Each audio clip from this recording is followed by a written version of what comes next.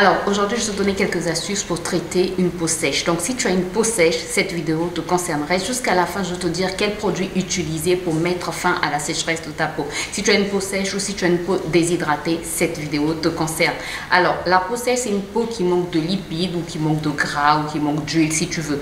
Et la peau déshydratée, c'est une peau qui manque d'eau. Voilà, tout simplement. Donc la peau sèche, elle manque d'huile et la peau déshydratée, elle manque d'eau. Et toutes les peaux peuvent être déshydratées. Donc que tu aies une peau mixte, que tu aies une peau grasse, elle peut être déshydratée.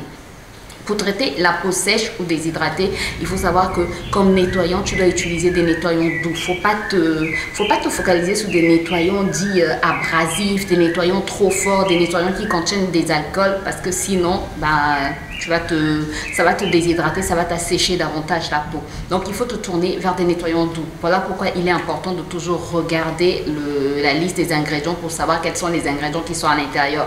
Et si on te dit par exemple un nettoyant à base d'acide hyaluronique, tu dois retrouver l'acide hyaluronique dans les 5 premiers ingrédients. C'est très important de regarder les 5 premiers ingrédients d'une crème pour savoir, ou d'un nettoyant, en tout cas d'un produit en général, pour savoir si le produit mis en avant est vraiment dans les 5 premiers ingrédients. C'est très important. Donc, cherchez un nettoyant doux parce que ton hydratation va commencer à partir de là. Ton traitement va commencer à partir du nettoyage de ta peau. Donc, tu nettoies avec un nettoyant doux, qui est une redondance. Je sens en tout cas que tu m'entends parce qu'il est en train de pleuvoir chez moi. Bref, donc nettoyage avec un nettoyant doux. Ensuite, les sérums qu'il te faut, il faut un sérum à base d'acide hyaluronique ou encore à base de, comment ça s'appelle, de glycérine. Voilà, l'acide hyaluronique hydrate vraiment en profondeur. Ça va permettre une bonne hydratation de ta peau. Et une chose à savoir, il faut hydrater sa peau quand elle est encore humide. Donc quand tu sors de ta douche, c'est pas la peine, tu traînes avec ta serviette, tu traînes dans ton peignoir et après tu attends que ta peau est vraiment séchée. À ce moment-là, tu viens appliquer ta crème ou ton lait ou ton sérum pour le visage. Non, non, non.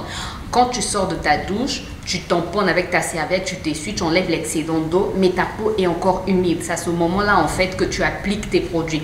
Donc, sur le visage, appliquer d'abord un sérum à base d'acide hyaluronique et ensuite tu peux appliquer du beurre de karité. Je ne sais pas pourquoi les gens ont peur du beurre de karité. Moi j'aime bien le beurre de karité, parce que le beurre de karité plutôt parce que ça vient vraiment sceller l'hydratation que tu as apportée, quoi. Le beurre de karité, ça vient vraiment former une barrière protectrice sur ta peau. Donc ça te protège contre les agressions extérieures, contre le soleil, contre le vent, parce que parfois c'est ce qui assèche la peau.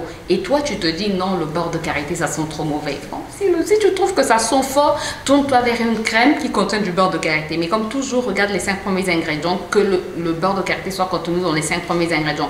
Une crème aussi à base de céramide va t'aider à mettre fin à la sécheresse de ta peau ou à la déshydratation de ta peau. Quoi d'autre encore?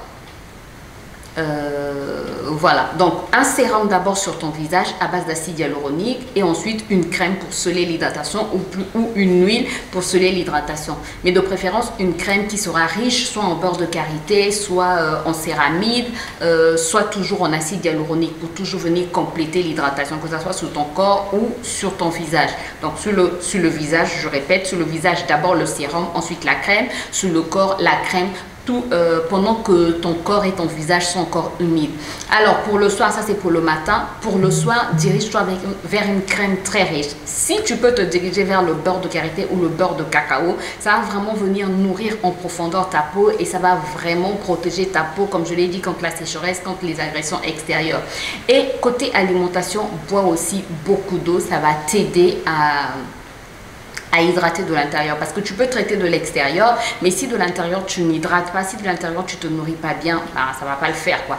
Donc nourris-toi aussi bien de l'intérieur, ça va permettre en fait que tu puisses avoir une bonne hydratation et que ta peau puisse mieux être tout simplement. Et si ta sécheresse ou ta déshydratation persiste, n'hésite pas à consulter un dermatologue. Mettons-toi vers un bon dermatologue parce que on sait ce qu'on peut trouver. Tourne-toi vers un bon médecin. Mais avant d'aller vers un dermatologue, essaye déjà toutes les astuces et n'hésite pas aussi à utiliser des produits à base d'aloe vera. L'aloe vera hydrate vraiment en profondeur. Quand tu veux hydrater par exemple ton visage, tu peux aussi te tourner vers un gel, en fait un produit qui contient du gel d'aloe vera, parce que le gel d'aloe vera c'est un humectant qui va te permettre en fait d'hydrater en profondeur et de garder l'hydratation que tu as apportée à ta peau. Ensuite, si tu veux des masques naturels, tu peux faire par exemple un masque à base de gel d'aloe vera, miel et yaourt. Tu appliques sur ton visage, tu laisses poser pendant 15 minutes et après tu rinces et tu fais ta routine visage. Voilà, j'espère toi que j'ai pu t'aider. Moi, je te retrouve très bientôt pour de nouveaux conseils.